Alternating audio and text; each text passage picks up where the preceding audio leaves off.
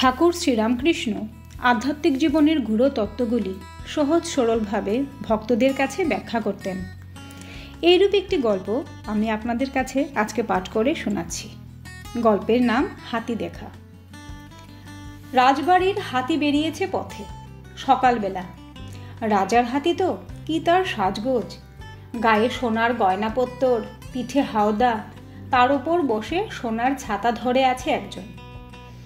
হাতির পিঠে বসে আছে মাহুত। সেও তো রাজার কর্মচারী, তার সাজগোজও ভারী চমৎকার, সব কিছুই চোখ ধাঁধানো। পথের দুপাশে দাঁড়িয়ে আছে লোক কাতারে কাতারে। একে হাতি দেখা পুণ্যির কাজ, তার উপর আবার রাজার হাতি বলে কথা। আজ দিনটাই ভালো যাবে। রাজপথ দিয়ে হেলে দুলে চলেছেন গজরাজ। দেখতে পেয়ে হৈ হৈ পড়ে গেছে চারিদিকে। পথের একপাশে চার বন্ধু দাঁড়িয়ে আছে, তারাও এসছে হাতি দেখবে বলে। কিন্তু এই চারজন অন্যদের মতো নয়, এরা একটু অন্যরকম। এই চারজনই দৃষ্টিহীন, অন্ধ মানুষ, চোখে দেখতে পায় না। এদের দেখাটাও তাই একটু অন্যরকম। হাত দিয়ে ছুঁয়ে ছুঁয়ে যে কোনো জিনিসকে বুঝে নিতে চেষ্টা করে এরা। বোঝার বাকি থাকে যেটুকু, সেটুকু শুনে নেয় অন্যদের কাছে। হাতি যখন এগিয়ে এসেছে একটু কাছে, সবাই বলল, একটু দাঁড়াও মাহুত ভাই, এই যে চারজন রয়েছে আমাদের সঙ্গে, এরাও হাতি দেখবে একটুখানি। মাহুত ভালো মানুষ, সে দাঁড় করালো হাতিটিকে। দাঁড়ালেও হাতিকে দেখতে কত সুন্দর। সে সুর দুলিয়ে দুলিয়ে একবার এদিকে চাইছে, আরেকবার ওদিকে। অন্ধ চারজন এগিয়ে এলো হাতির কাছে। হাতির সারা গায়ে হাত বুলোলো। একটু সময় লাগলো অত বড় প্রাণীটির গায়ে হাত বুলোতে। তা হোক, হাতি কিন্তু খুব ভালো ছেলের মতো চুপটি করে দাঁড়িয়েই ছিল। দেখা শেষ হয়ে যাবার পর চার বন্ধু তো দারুণ খুশি। জীবনে এই প্রথম একটা নতুন জিনিস দেখলো তারা। এবার তাদের নিজেদের মধ্যে কথা হচ্ছে। একজন বলল, কেমন দেখলি রে হাতিটাকে? কি বিশাল বলতো, এই মোটা থামের মতো, তাই না? আরেকজন বলল, দূর বোকা, থামের মতো কেন হবে রে? আমি ভালো করে হাত বুলিয়ে দেখেছি, ইয়া বড় কুলোর মতো দেখতে হাতিটাকে।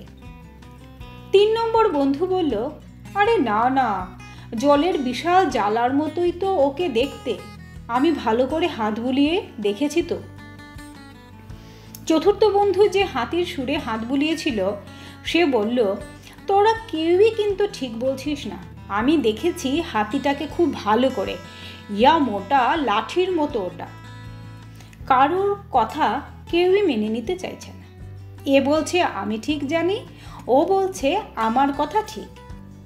এক কথা দু কথায় প্রথমে কথা কাটাকাটি, তার থেকে ঝগড়া শুরু হয়ে গেল।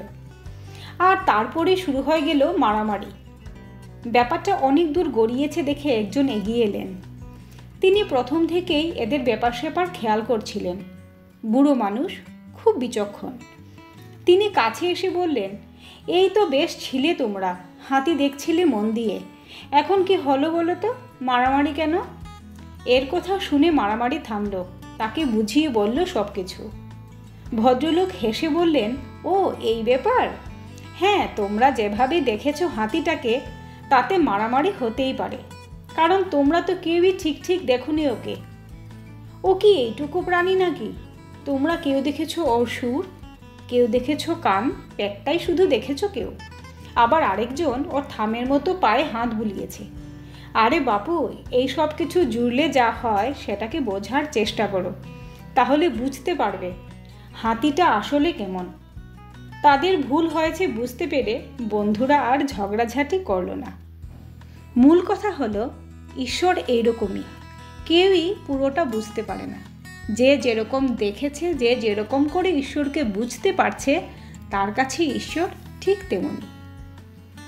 গল্পটি যদি ভালো লেগে থাকে অবশ্যই একটু লাইক শেয়ার করে দেবেন, কমেন্ট করে অবশ্যই জানাবেন।